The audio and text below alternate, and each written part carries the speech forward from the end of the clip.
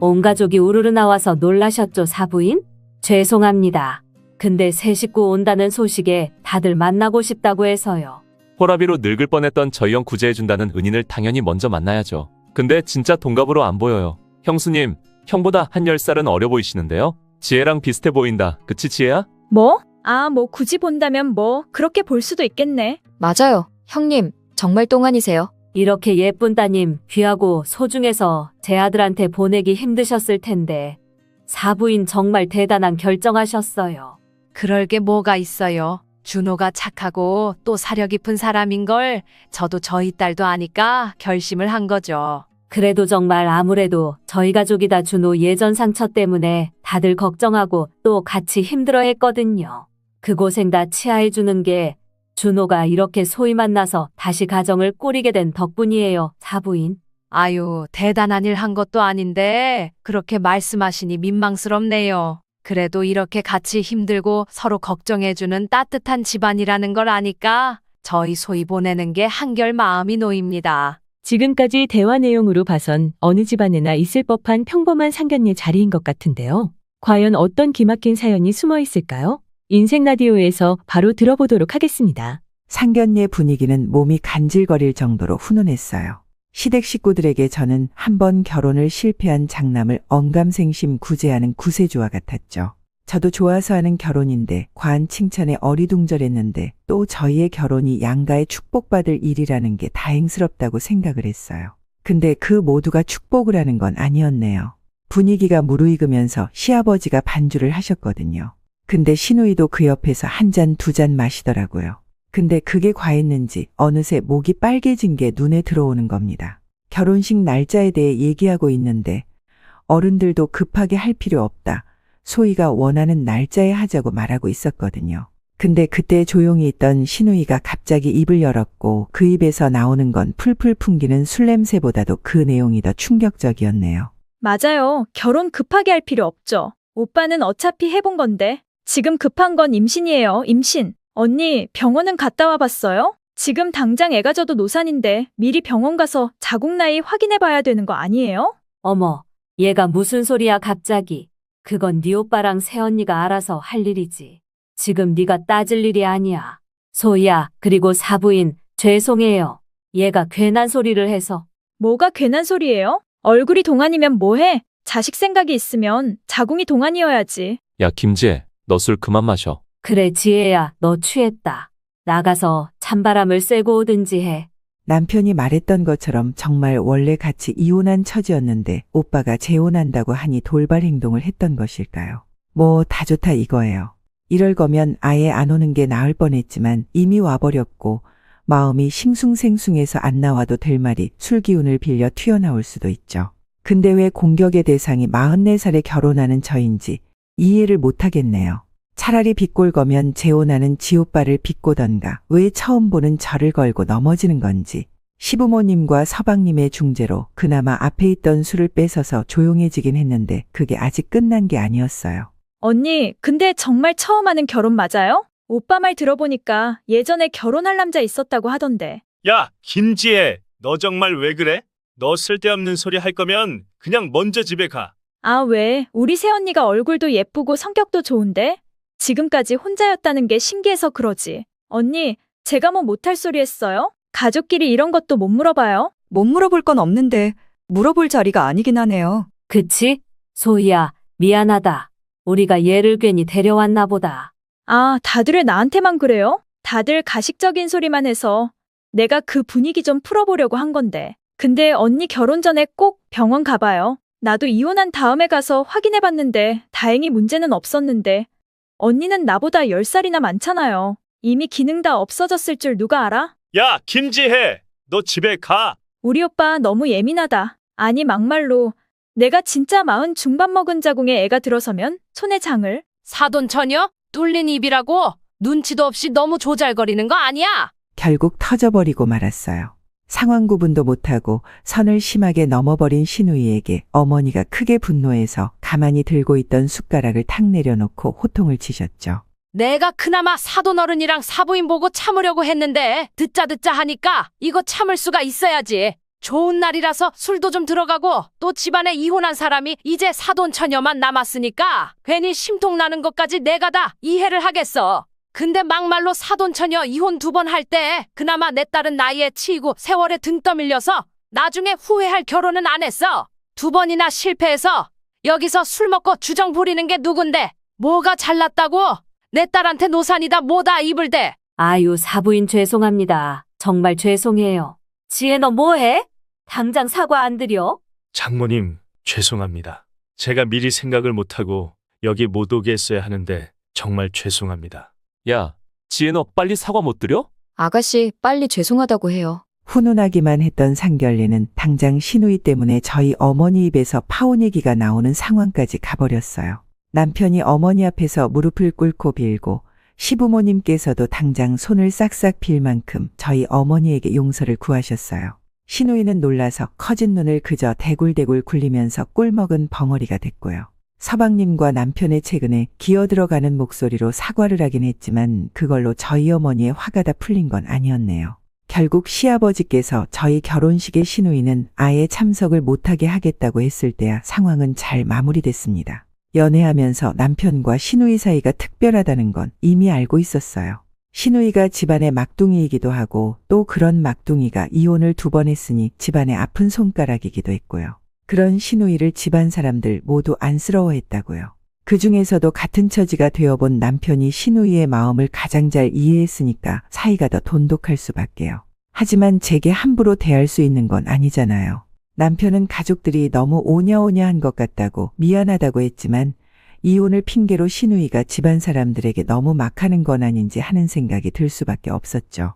심지어 결혼을 하고 남편과 크게 싸운 게 모두 시누이가 연관된 일이기도 했고요. 무사히 결혼을 하고 나서 살림을 합치고 통장도 카드도 모두 합친 후에 일어난 일이었습니다. 하루는 남편이 휴대폰을 보다가 하는 소리를 내는 거예요. 뭐야? 왜 그래? 응? 아니야. 잠깐만. 그러더니 바로 누군가에게 전화를 거는데 상대방이 안 받는지 신경질적이게 뒷머리를 긁더군요. 제가 뭔데 그래라고 물으니까 남편은 주저하더니 이내 제게 설명을 시작했어요. 그때가 시누이 생일이 얼마 남지 않았을 때였거든요. 시누이가 남편에게 생일 선물을 달라고 카드를 주면 알아서 사고 싶은 거 사겠다고 했다고 해요. 그래서 남편은 개인 카드를 주면서 최대 15만 원 선에서 사라고 했죠. 시누이는 바로 백화점으로 갔고 남편 말대로 비싼 화장품 브랜드에서 12만 원어치 화장품을 결제했습니다. 문제는 화장품에만 12만 원을 쓴 거지. 잇따라 다른 매장에서 60만 원 긁고 또 다른 매장에서 20만 원을 긁어서 총 90만 원이 넘는 금액을 쓰고 만 거죠. 아니, 미친 거 아니야? 뭘 믿고 그렇게 카드를 써? 당신이 15만 원까지만 쓰라고 말했다며. 미치겠네. 얘 전화를 안 받아. 당신은 당신 동생을 그렇게 몰라? 솔직히 아가씨 같다고 얼마 쓰라고 했다고 그 말을 듣겠냐고. 그날 남편과 무지하게 싸웠어요. 아니 싸웠다기보다는 화가 난 제가 일방적으로 남편에게 쏟아부었죠. 끝내 시누이에게 15만 원 이외의 금액은 알아서 갚으라고 하고 일단락되긴 했지만 오빠 돈을 앞뒤 생각도 안 하고 그냥 긁어버리는 그 행동이 저는 도저히 이해가 가지 않았어요. 이외에도 시누이가 맞선을 본 다음에 안 됐다고 술 먹고 새벽에 저희 집까지 찾아오기도 했고요. 또 화풀이로 제게 저런 여자도 40이 넘어서 시집 가는데 왜 나는 못 가냐고 울고불고 난리였어요. 술 먹은 사람을 어떻게 때릴 수도 없고 제가 꾸역꾸역 화를 참으면서 재우고 아침에 나 깨기 전에 집에서 내보내라고 하니 남편은 또 제게 미안해서 어쩔 줄 몰라 했고요. 아니 미안해하기만 하면 뭐예요? 이런 일을 안 만들면 되는데. 사이가 좋은 오누이인 건 알겠지만 왜 시누이의 꼬장에 저까지 마음의 상처를 입어가면서 참아야 하는 건지 제가 이 얘기를 푸념처럼 저희 어머니에게 말하니까 또 어머니께서는 2차 분노를 터뜨리셨어요. 이미 시누이가 어떤 성격인지 아는 어머니는 당장에 남편을 호출했어요. 어머니의 호출에 혼자 친정에 다녀온 남편은 그날 집으로 돌아와 제게 약속을 하더군요. 장모님께서 다시 동생 문제로 당신 속썩이면 그때는 집에 와서 여보를 데려가신대. 당신 이혼 안 한다고 해도 이혼시킬 거라고 2번이나 호랍이 되기 싫으면 동생 단속 단단히 하라고 하셨어. 부부가 됐으면 누가 뭐라고 해도 아내 편부터 들고 아내 먼저 생각하라고. 맞지. 장모님 말씀이 다 맞아. 미안해. 여보. 내가 괜히 아픈 손가락이라고 당신한테까지 개성격 이해하게 만들었어. 이제 절대 그런 일 없을 거야. 그냥 아예 술 먹고 우리 집도 못 오게 할 거고 맨정신으로도 당신이랑 안 마주치게 할게. 내가 약속해. 그날 이후 남편은 저희 어머니와 또 저와의 약속을 착실하게 지켰어요. 신우이는 그 후로는 저희 집에 오지도 못했고 남편은 아예 신우이 전화를 잘 받지도 않았어요. 급한 일이면 부모님께 먼저 하라고 하고 전화를 끊기 일쑤였습니다. 제가 그렇게까지 냉정하게 하지 않아도 될 텐데 적당히 하라라고 하니까 남편은 오히려 지금까지 너무 다 받아줬다고 이 정도는 해야 알아먹는다고 하더군요. 저도 그래서 편하기도 했고 또 남편의 가족 일이니까 알아서 하게 내버려뒀어요. 근데 타이밍이 뭔지 저희가 결혼하고 반년 후에 신우이가 더 이상 남편에게 의지를 하지 않게 됐어요. 비만 클리닉에서 매니저로 일하던 신우이가 거기 다니던 회원과 연애를 시작하게 된 겁니다. 그렇게 맞선을 보더니 일터에서 짝을 만나게 된 거죠. 시댁에는 평화가 찾아왔고요. 매번 맞선을 말아먹고 예민하던 신우이의 투정을 이제 안 봐줘도 된다고 시어머니께서도 감격에 겨워 제게 전화를 다 하실 정도였네요. 저도 신우이를 좋아한 건 아니지만 그래도 같은 여자로서 가족으로서 좋은 소식이 들리니까 다행이라고 생각을 했어요. 그렇게 또 반년이 지나고 저희 집에도 경사 아닌 경사가 생겼네요. 제 나이 46에 드디어 임신을 하게 된 거였어요. 딱히 임신 계획이 있었던 것도 아닌데 갑자기 찾아온 기적에 저도 남편도 크게 기뻐했어요. 솔직히 나중에 끝내 애가 안 생긴다면 입양까지 하자고 서로 의논을 끝낸 상태였거든요. 남편은 아무래도 나이가 있는 제 몸에 조금이라도 더 무리가 갈까 걱정을 했지만 제가 느끼는 제 몸 상태는 그저 건강하기만 했습니다. 임신도 13주 차에야 컨디션이 조금 이상해서 테스트를 해봤을 때 알았으니까요. 병원에 가서 검사를 하고 아이 성별을 들으면서 산모도 아이도 건강하다는 걸 듣고서야 남편이 마음을 놓았어요. 저희 둘 다 애가 초등학교 입학하기 전에 이미 부모가 둘 다 반백살이다라고 농담을 하긴 했지만 그 어떤 젊은 부모들보다 열정적으로 아이를 키울 각오가 되어 있는 상태였어요. 늦바람이 무섭다는 것처럼 늦은 육아도 뭔가 늦었을 때의 간절함이 있겠죠. 저와 남편은 양가에 제 임신 소식을 알릴 때 조금 색다르게 전달하려고 준비를 했어요. 선물 상자에 초음파 사진을 넣어서 드릴까 아니면 태교명을 넣어서 티셔츠를 준비해 선물을 할까 고민했죠. 그러다가 케이크를 주문 제작하면 그 안에 아이 성별에 맞춘 핑크색이나 파란색 크림을 넣어서 만들어준다고 하더라고요. 케이크를 가르면 그 안에서 딸입니다. 아니면 아들입니다라는 문구가 크림과 함께 쏟아져 나오는 거예요. 저와 남편은 그 케이크를 준비해서 시부모님에게 커팅을 부탁드리기로 했어요. 케이크를 자르고 보일 시부모님의 모습이 벌써부터 기대가 되더군요. 주말에 시댁에서 식사 약속을 잡았습니다. 남편은 할머니 할아버지가 된다는 소식을 들은 시부모님이 듣고 나서의 모습을 동영상으로 찍기로 했죠. 근데 그 깜짝 이벤트가 불발되고야 말았어요. 약속을 한 날 시댁에 갔는데 예상치도 못했던 손님이 와 있더라고요. 바로 신우이였습니다. 연애하고 곧 결혼까지 한다고 감감무소식이었던 신우이가 정말 초췌한 얼굴로 시댁 소파에 누워서 이벤트 케이크를 들고 온 저희를 반겼어요. 뭐야? 너 여기 왜 있어?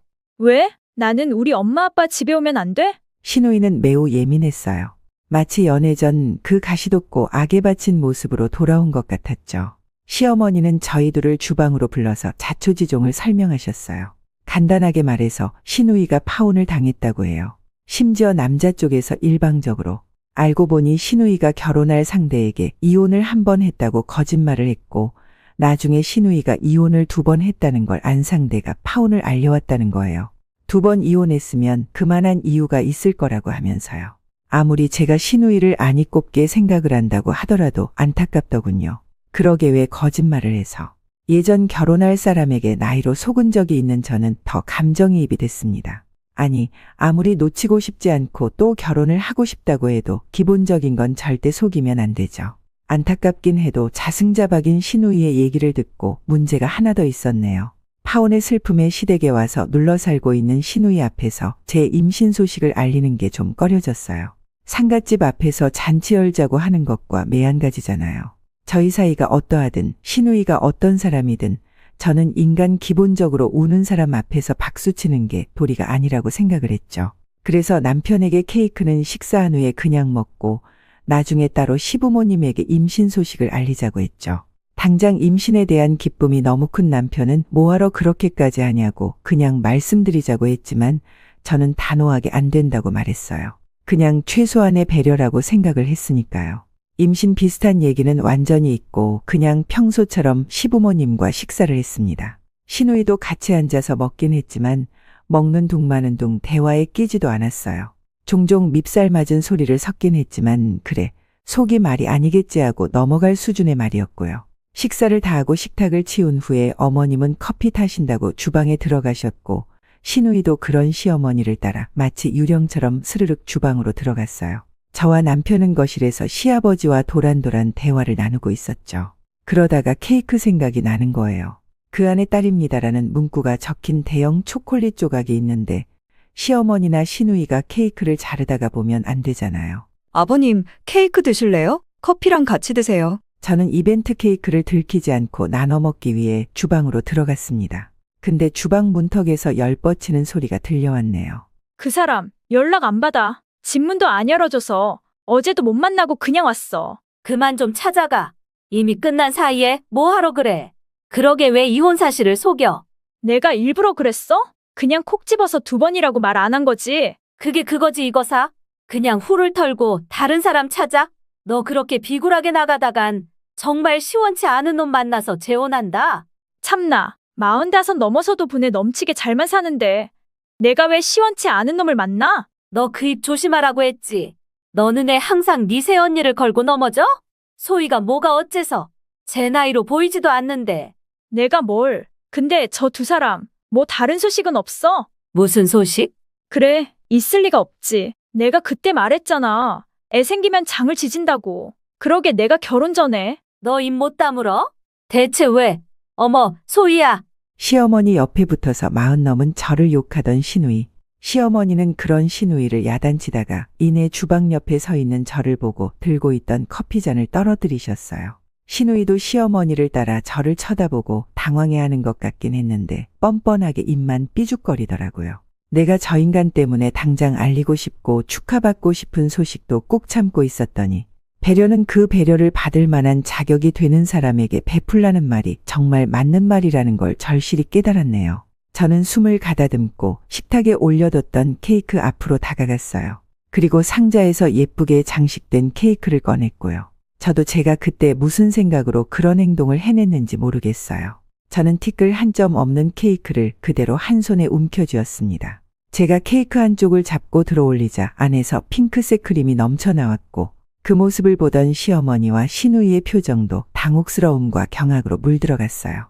그리고 저는 이내 손에 든 케이크를 그대로 시누이 얼굴로 던져버렸어요. 아! 밉살 맞은 낯짝에 달짝지근한 케이크가 철퍽하고 내려앉았어요. 시누이 얼굴은 케이크 범벅이 돼서 보이지 않았지만 표정이 꽤나 볼만했을 거예요. 옆에 있던 시어머니도 놀라서 저를 보고 입만 벙긋거리시고 아무 말도 못하셨네요. 저는 우스꽝스럽게 케이크 범벅이 된 시누이에게 소리를 쳤습니다. 내가 너 같은 애 때문에 어머님 아버님께 내 임신 소식 알리는 것도 미루려고 했다니 말이 다 안 나온다. 지옥심에 거짓말 쳤어도 파혼당한 게 불쌍해서 그냥 넘어가려고 했는데 뭐? 40 넘어서 분에 넘치게 결혼했다고? 내가 임신하면 손에 장을 찢어? 그래, 너 말 한 번 잘했다. 당장 손에 장 찢어봐. 내 뱃속에 네 조카가 자라고 있으니까. 소희야, 너 임신했니? 네, 어머님. 이렇게 알려서 죄송한데 사실 오늘 깜짝 놀래켜 드리려고 했어요. 근데 아가씨가 멍청하게 파혼당했다고 해서 그냥 나중에 알려드리려고 했거든요. 근데 도저히 그냥 넘어갈 수가 없네요. 잠잠하더니 그 성깔머리 어디 안 갔나 봐? 아가씨 미안한 말이지만 그 성격 못 고치면 그렇게 원하는 결혼도 못해. 생각해봐. 남자가 이제 셋이나 아가씨랑 결혼 안 한다고 못 산다고 떠났으면 다른 곳이 아니라 아가씨 본인한테 문제가 있는 거 아니야? 그걸 알고 고쳐야 결혼을 하든 말든 하지. 그대로 살면 결혼은 고사하고 원래 옆에 있던 가족들도 다 떠날걸? 제 고함 소리에 거실에 있던 시아버지도 남편도 주방으로 들어왔어요. 저는 화가 나서 부르르 떨고 있지. 시누이는 당장 얼굴에 케이크를 덕지덕지 붙이고 있지. 저 세상 같은 상황에 놀라서 대체 무슨 일이냐고 묻는 남편에게 시어머니께서 자초지종을 설명하셨어요. 야, 김지혜! 너 또 네 새언니한테 나이니 노산이니 그딴 말 짓거렸어? 너는 파혼당하고도 정신을 못 차렸냐? 지혜 너 도대체 왜 그러니? 왜 엄한데 화풀이야? 내가 뭘 그렇게 잘못했다고 다 나한테 그래? 다 맞는 말이잖아. 새언니, 유통기한 다 지난 나이에 결혼한 게 틀린 말이야? 유통기한? 그 유통기한 누가 정했는데? 내 몸에 유통기한 적혀 있는 거 아가씨가 봤어요? 사람 유통기한이라는 건 본인이 본인 가치로 판단해서 정하는 거지. 남이 정해주는 게 아니야. 만약 내가 아가씨한테 유통기한을 정할 수 있었으면 아가씨는 그 고약한 성질머리 때문에 이미 폐기 처분됐어. 그리고 진짜 나보다 10살이나 어리면서 왜 소갈머리는 그렇게 고루한 건데 왜 그렇게 본인이나 남의 나이에 집착을 해? 그런 생각이 오히려 아가씨를 더 늙게 만든다는 거 알아요? 그리고 왜 가만히 있어? 손지지라니까? 나 임신했다고. 나 내 뱃속에 애 들어서면 손지진다며. 그저 축하와 덕담만 오고 갈 거라 예상한 제 임신 소식은 호통과 악담으로 점철된 날이 되고야 말았습니다. 시부모님과 남편은 신우이에게 당장 사과하라고 했고 신우이는 바닥에 주저앉아서 서럽게 울면서 제게 울며 겨자 먹기로 사과를 했어요.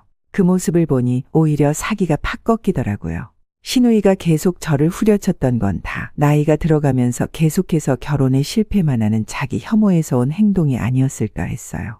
본인이 보기에는 제가 본인보다 잘날 게 없어 보이는데 결혼도 하고 바로 애도 가지니까 질투할 필요도 없는 걸 괜히 질투한 거죠.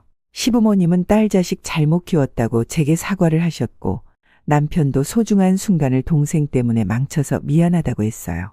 솔직히 그 상황에서는 정말 화가 났는데 지나고 나니까 결과적으로는 정말 잊지 못하는 순간이 되기는 했더라고요. 그 후 신우이는 아예 제 눈도 못 쳐다본 거 아시나요? 시댁에서 마주쳤다 하면 제 눈도 못 쳐다보고 옆에서 숨도 제대로 못 쉬었어요. 그래도 본인 죄를 아니까 다행이었어요. 그리고 몇 달 안 돼서 신우이는 본인의 길을 따라 떠났어요. 바로 제주도에서 살겠다고 간 겁니다. 아무래도 안 풀리는 곳에서 계속 눌러앉아 있으니 답이 없는 것 같다고 제주도에서 자리 잡아서 살겠다고 그렇게 떠났네요. 저야 몸이 멀어진 만큼 마음이 편하긴 했는데 솔직히 무슨 각오로 갔는지 정말 모르겠어요.